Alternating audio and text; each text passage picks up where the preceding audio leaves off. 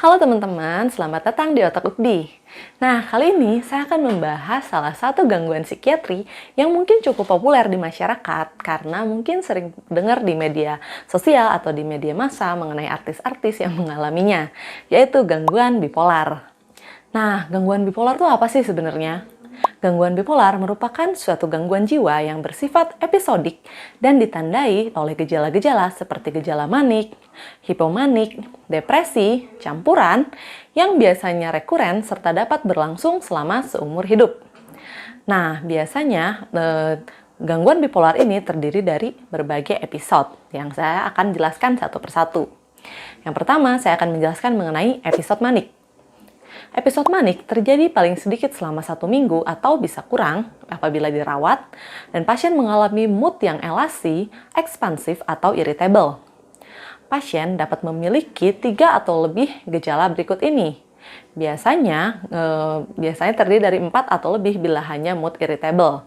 Gejala-gejalanya yaitu grandiositas atau percaya diri berlebihan, berkurangnya kebutuhan tidur, cepat dan banyaknya pembicaraan, lompatan gagasan atau pikiran yang berlomba, perhatian mudah teralih, peningkatan energi dan hiperaktivitas psikomotor, meningkatnya aktivitas yang bertujuan, misalnya sosial, seksual, pekerjaan, atau sekolah, dan tindakan-tindakan sembrono, misalnya dia ngebut, boros, investasi tanpa perhitungan yang matang.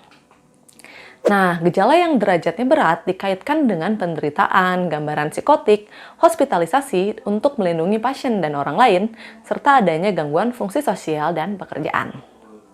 Nah, kemudian ada juga episode depresi mayor.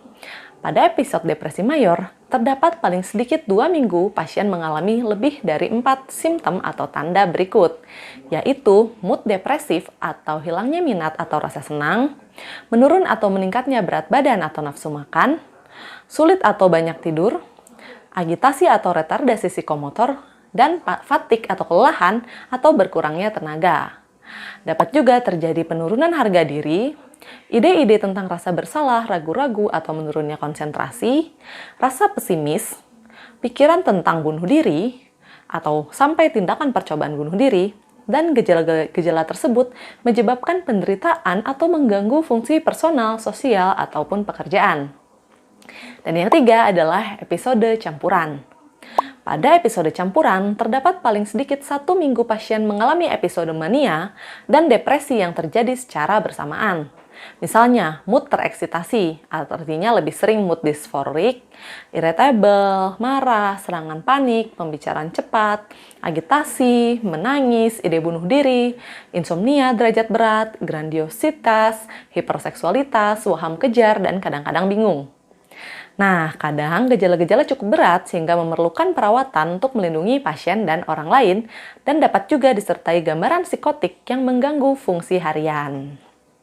Kemudian, selain 3 episode sebelumnya, ada juga episode hipomani.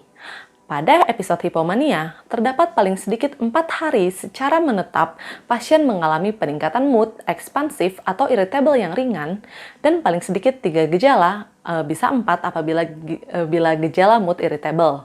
Nah, gejala-gejalanya antara lain grandiositas atau peningkatan kepercayaan diri, berkurangnya kebutuhan tidur, meningkatnya pembicaraan, lompatnya gagasan atau pikiran, perhatian mudah teralih atau distraksi, meningkatnya aktivitas atau agitasi psikomotor, pikiran menjadi lebih tajam, dan daya nilai berkurang.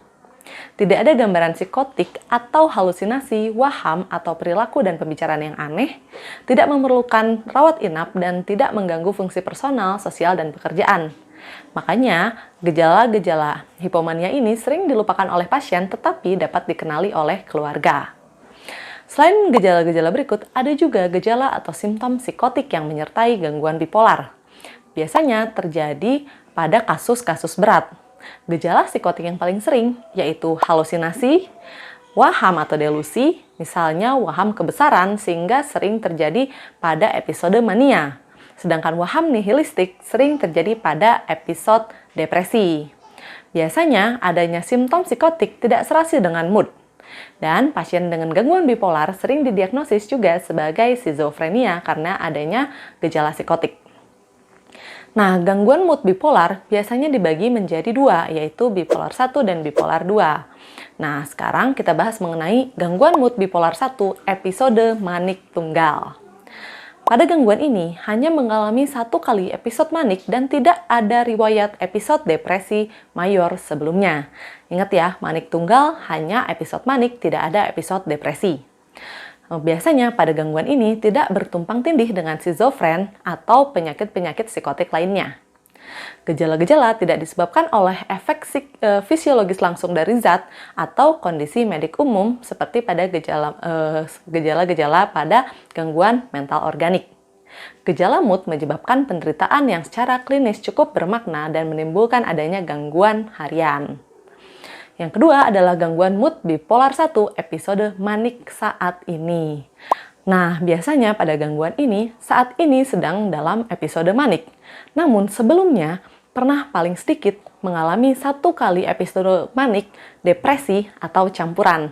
Jadi harus pernah ada episode yang lain sebelumnya.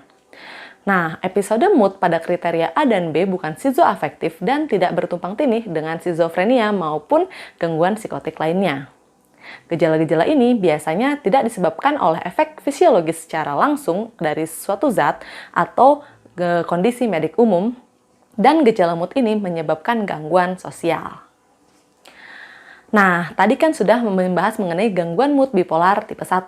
Sekarang saya akan bahas gangguan mood bipolar yang kedua, yaitu terdapat 1 atau lebih episode depresi mayor yang disertai dengan paling sedikit 1 episode hipomanik.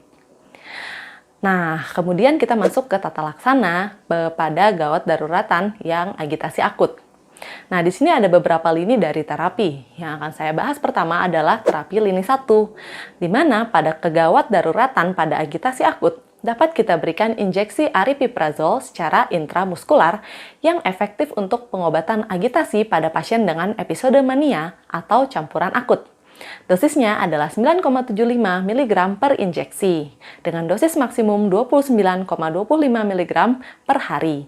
Jadi maksimal itu diinjeksi 3 kali dengan interval 2 jam, yang berespon dalam 45-65 menit. Kemudian, pilihan lain pada lini pertama yaitu injeksi intramuskular olanzapine yang efektif untuk agitasi pada pasien dengan episode mania atau campuran akut.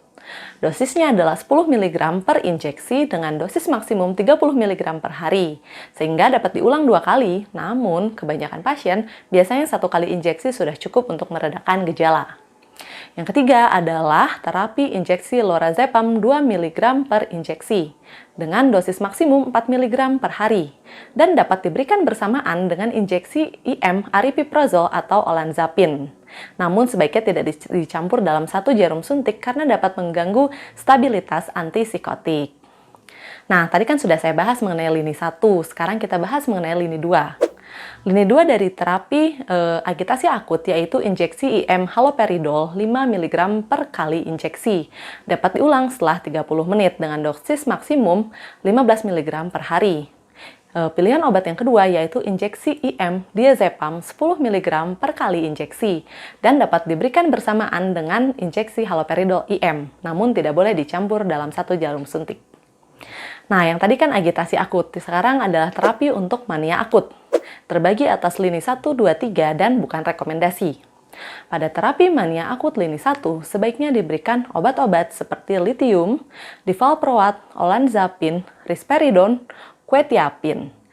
Atau bisa juga dikombinasikan antara lithium atau divalproat plus risperidon, lithium atau divalproat plus quetiapine, lithium atau divalproat plus olanzapine, atau lithium atau divalproat plus aripiprazol.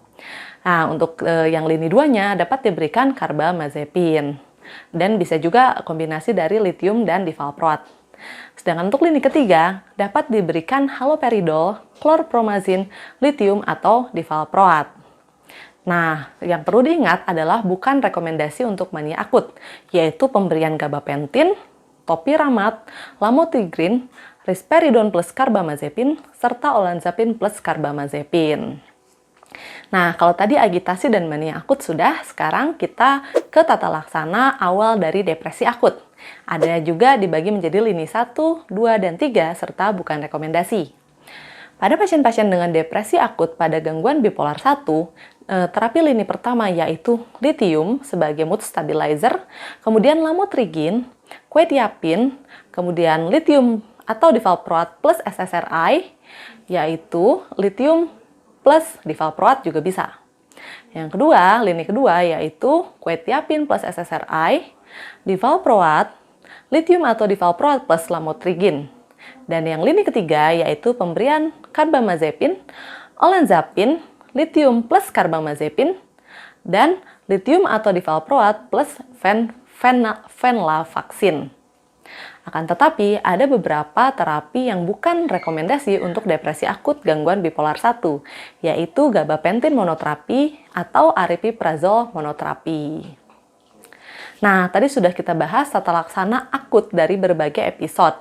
Yang sekarang akan saya bahas yaitu terapi rumahan pada gangguan bipolar 1. Terdiri dari berbagai terapi lini 1, 2, 3, dan bukan rekomendasi.